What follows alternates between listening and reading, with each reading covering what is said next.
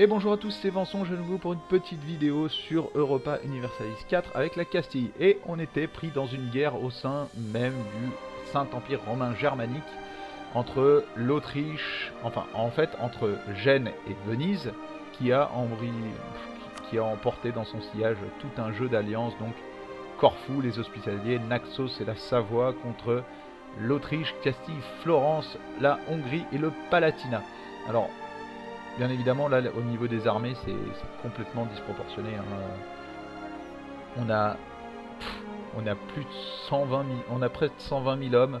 Ils en ont à peine 40 000. Bon, il y a eu quelques batailles de perdus, mais mis à part ça, ça se passe très très bien. Donc, bien évidemment, les batailles de perdus se situent globalement au niveau maritime. Si on regarde, mis à part ici, donc Gênes qui perd contre Venise une première bataille. Sinon, c'est du bourrin total. Hein. Ici, on wipe. Voilà, il y a énormément d'hommes qui meurent à chaque fois, donc entre les armées vénitiennes. Donc ici, les armées hongroises et vénitiennes, les armées autrichiennes et vénitiennes. Donc bien évidemment, c'est pas l'Autriche elle-même qui a aligné 70 000 hommes. Hein. Il y a eu plusieurs éléments. Non, alors on peut pas bouger. Ici, il n'y a pas de fortification. On va prendre le Wallis. J'aimerais bien venir ici. Alors, on va essayer de réduire un peu. Non, on n'ira pas ici. On va tout simplement se contenter d'aller à Wallis. Et de prendre Wallis. C'est pas grave, hein, les armées hongroises se sont fait wiper. Oh là! Là, par contre, ça peut être intéressant. Il va y avoir un wipe ici. On va aller à Berne.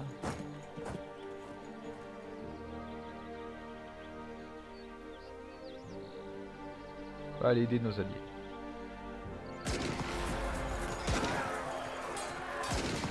On arrive pour la fin de la bataille. Pas grave. Voilà, alors là, là ça a été le bordel.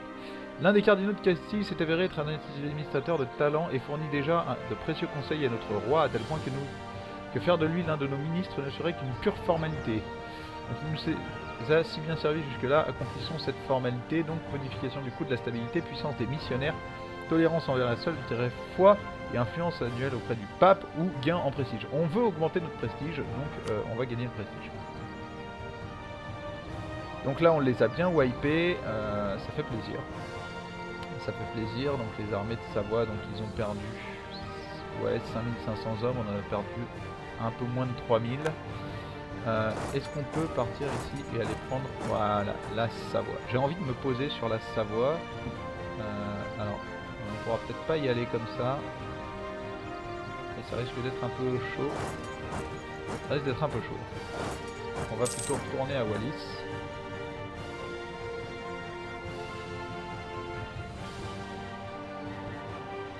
On va retourner à Wallis. C'est dommage, hein, ils sont allés se réfugier ici, mais bon, ça paraît logique, hein, c'est leur capitale. Voilà, donc on va aller prendre Wallis, et ensuite on essaiera de prendre Vaud. Sachant qu'ici, donc du coup, les armées hongroises et palatinaises sont en train de prendre Koni. Voilà, je ne connaissais même pas. Tout simplement, ça ne doit pas être...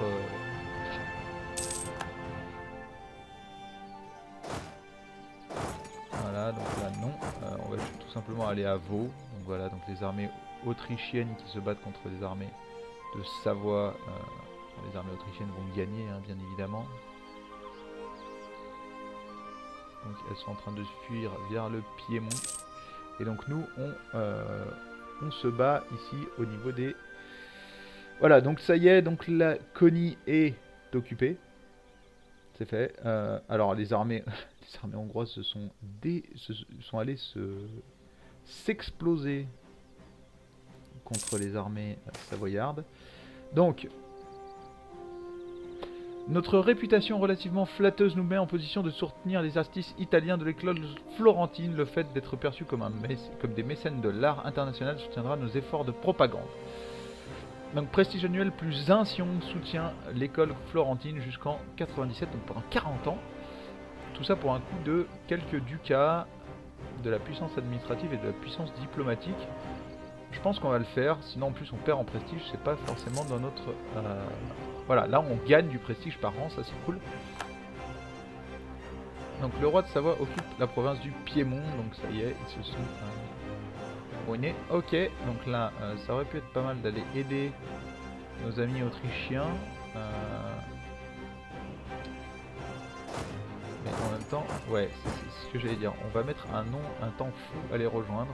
Donc normalement, il devrait s'en sortir. Normalement, il devrait s'en sortir. Alors, c'est dommage, ils font du 0. 3, ouais, non, ils vont peut-être la perdre. Ah, ils vont la perdre, malheureusement. C'est dommage. C'est dommage. C'est dommage parce que ça s'annonçait pas si mal. Bon, là, il y a des hommes qui sont en train de se reconstituer ici. Agent hostile découvert, donc, commandant de la garde Canterbury, un agent de Navarre. Ouais, donc, il a été... Ouais, donc forcément, la Navarre qui est en train de... Mais donc, les armées autrichiennes qui continuent ici. Les armées autrichiennes font n'importe quoi. Hein. Là, elles font n'importe quoi. Le commandant Balthazar de Benavid est mort. On n'a pas de chance avec nos commandants. On n'a pas de chance avec nos généraux. On perd des généraux sans arrêt. Ah, ça c'est cool. Ça c'est cool. On continue à gagner de l'argent alors même qu'on est en guerre, ça c'est cool. Alors ici on va les laisser prendre Savoie, ça c'est sûr. Et ensuite, une fois qu'on aura pris partout là en Savoie, on pourra aller se battre contre les armées vénitiennes à Venise elle-même. Donc, puisque ça reste quand même l'objectif de guerre. Hein. On a plutôt réussi à bien défendre un peu de partout. Et là, ce qui va nous intéresser, c'est bien évidemment de prendre tout ça. Les armées de Savoie qui vont au Piémont. Et donc, ils vont essayer de prendre Coni, je suppose. Non, elles font des allers-retours. D'accord. Les unités ont subi des pertes. Voilà, donc elles vont se reconstituer petit à petit. Wallis, donc c'est des montagnes. Ouais. Mais on est d'accord que là, l'IA fait n'importe quoi. Qu'est-ce qu'elle est en train de faire? Elle fait des allers-retours, elle patrouille tranquillement. Voilà, donc Vaud a été pris. On va aller dans le Piémont. Voilà, tranquillement. Les bourgeois gagnent... Ouais, bah, de toute façon, on n'a pas le choix. Là, c'est bien gentil de nous donner ça, mais on n'a pas le choix. Bon, voilà, alors. Un message de Savoie. Le roi de Savoie a accepté une paix contre... Ok, donc...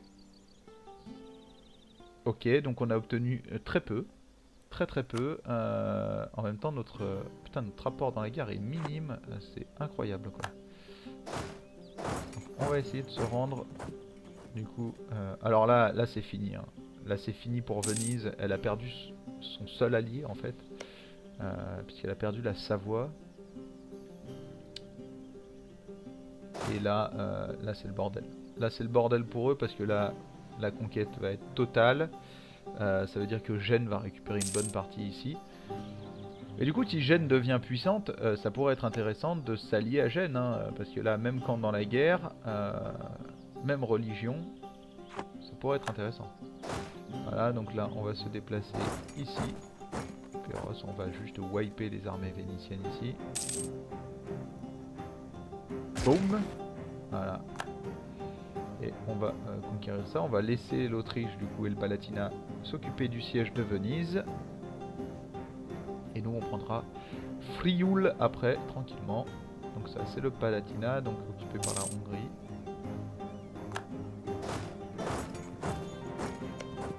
Donc ça, ce qu'on va faire, c'est que... on va donner le contrôle à Gênes. On va aussi en donner le contrôle à Gênes. Le but, ça va être de pousser Gênes à bouffer un peu des choses autour. Donc là, la province peut accueillir combien d'hommes? 24 000 hommes. Donc si on y va, c'est pas bon, on va se taper une attrition de fou. Par contre, si on vient ici... Ouais, 19 000 hommes. Ça passe. Ça passe pile poil. Donc on va conquérir ici. Donc occupé par l'Autriche. Et donc Gênes a refilé tout ça à l'Autriche en fait. Et si c'est de l'Autriche, le roi du Palatinat occupe la province de Frioul. Et donc elle l'a refilé aux Autrichiens. Donc là, bah, c'est fini. Hein, très clairement, on peut aller en Albagana. Il reste globalement Venise. Une fois que Venise sera occupée, la guerre sera finie. Donc un membre de la famille de notre souverain s'est avéré particulièrement naïf et continue de communiquer publiquement des informations de toute première importance à des étrangers. Il s'agit dans les faits de trahison, ni plus ni moins, mais exécuter un membre de la famille royale pour entraîner des troubles. Donc on veut pas perdre de prestige, donc on va perdre un peu de contre-espionnage, c'est pas grave, on s'en remettra. Donc on va rentrer les troupes là-bas, donc ouais, bon, notre implication dans la guerre est pas exceptionnelle, hein, contrairement à l'Autriche ou à la Hongrie qui vont vraiment bourriner un peu. Nous, on n'a pas fait grand-chose, mais c'est pas grave, ça se passe quand même bien. Ça se passe quand même bien et on va tout simplement rentrer nos troupes à la maison. Hop.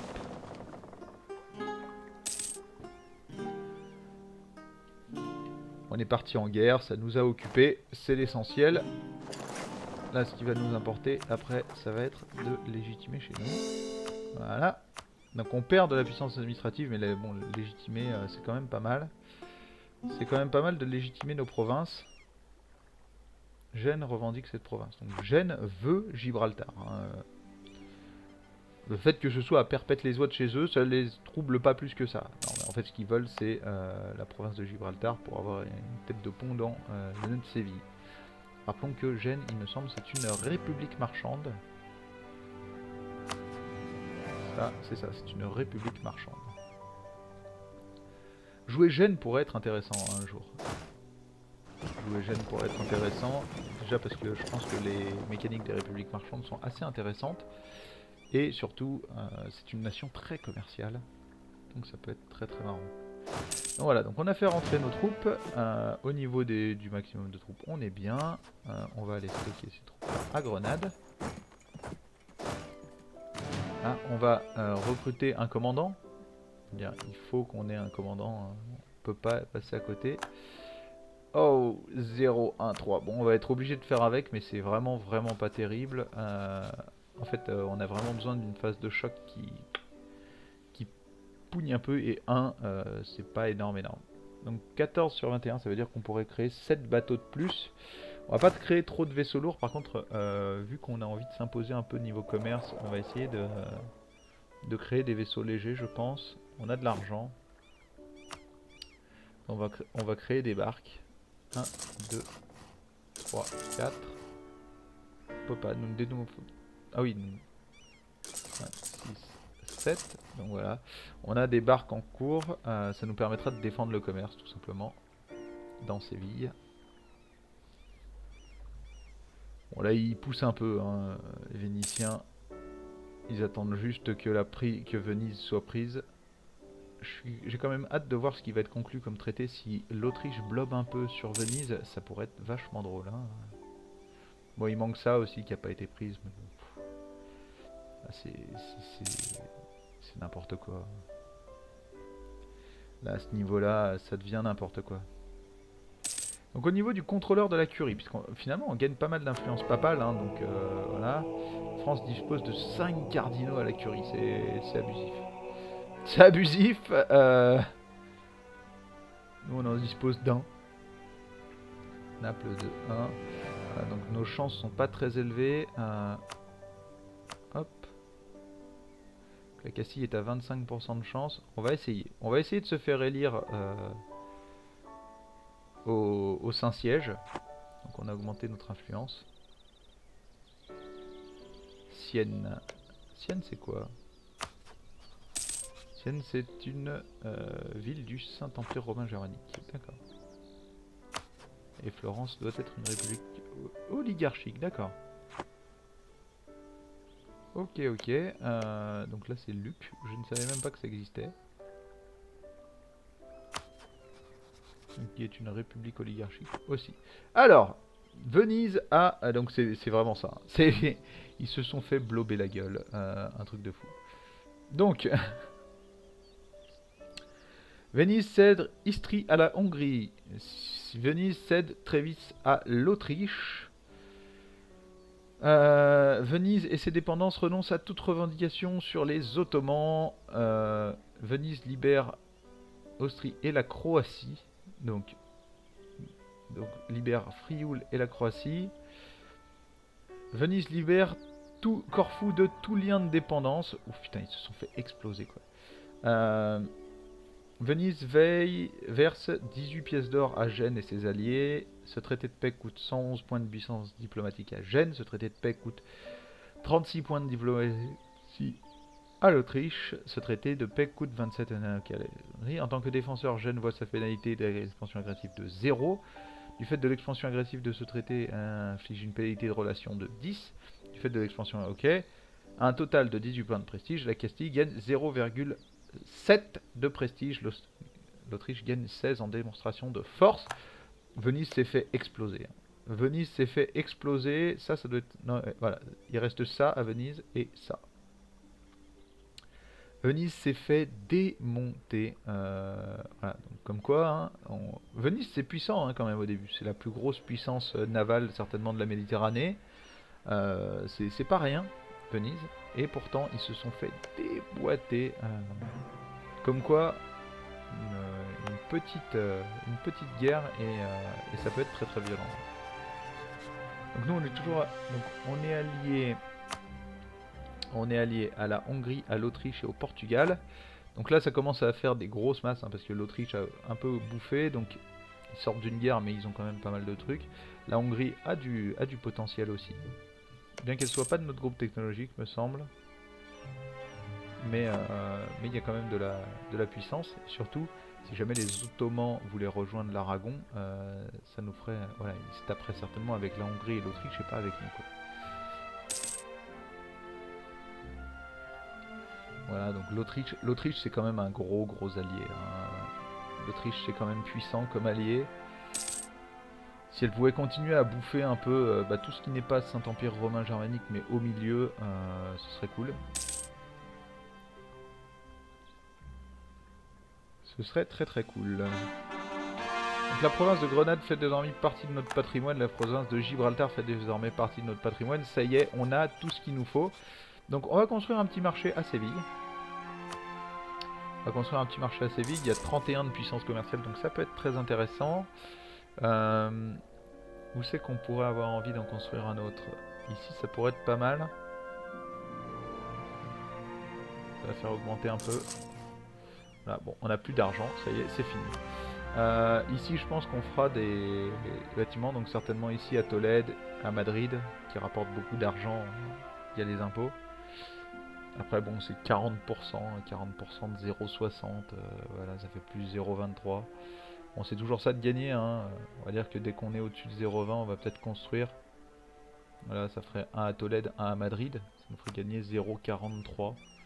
Bon il faudra un peu de temps pour que du coup ça compense ce qu'on a payé pour le construire, mais bon. Ça peut valoir le coup. Ça peut valoir le coup. Ok, donc l'infanterie médiévale, donc c'est à 5 qu'on pourra changer pour les gendarmes et les arcs longs. Au niveau des chevaliers, à 10, mais what the fuck. La cavalerie sera certainement pas notre point fort, hein. Ça faut en être conscient. On aura ici les lance-pionniers, etc. avant. Donc c'est pour dire. On tentera certainement les lance-pionniers, je pense, ou les condottières. Les condottières sont pas mal. On verra, ce sera des choix. Putain, à terme, carré napoléonien. Il y a des trucs violents hein, quand même à la fin. Eux là par exemple, moi je les trouve assez violents. Les grenadiers, ça je trouve violent.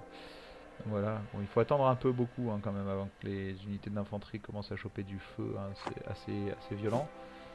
Normalement je crois que la cavalerie chope jamais vraiment de feu très violent, voilà, ils vont rester à 1, 2 maximum, c'est vraiment en phase de choc qui sont violents.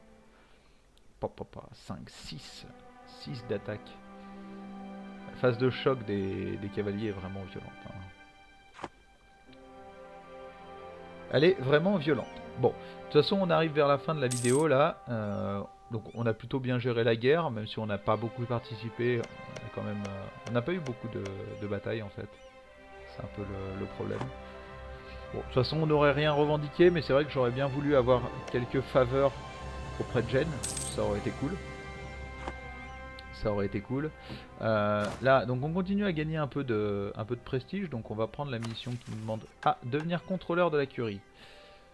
Et le contrôleur de la curie est tolérance envers la seule vie froid, influence sur le pape, ça pourrait être cool. Ça pourrait être cool. Accumuler de l'argent, gain de 10 de prestige à au moins 209, ça pourrait être cool aussi. On va prendre ça, je pense. Bon, ouais, non, ça va être un peu long. On va prendre devenir contrôleur de la curie. C'est vrai qu'on va essayer de devenir contrôleur de la curie. Ça pourrait être pas mal. Ça pourrait être pas mal. Pour l'instant, on est en tête des chances. On est en tête des chances. Bon, la France dispose encore d'énormément d'influence sur le pape, donc ça risque de devenir problématique et risque de rattraper. On aimerait quand même bien que ce soit, nous, le contrôleur de la curie. Ce sera la première fois que je deviens contrôleur de la curie, donc ça pourrait être une découverte sympa. Bon, en tous les cas, je vous remercie une nouvelle fois d'avoir suivi cet épisode d'Europa Universalis 4 Castille. Je vous invite à revenir demain, même heure, même endroit, pour la suite de nos aventures. En attendant, je vous invite à commenter, liker, partager la vidéo sur les réseaux sociaux. Je vous invite aussi à vous abonner à la chaîne si vous aimez ce que je fais. En attendant, je vous souhaite une très bonne soirée, une très bonne journée et à demain. Ciao ciao.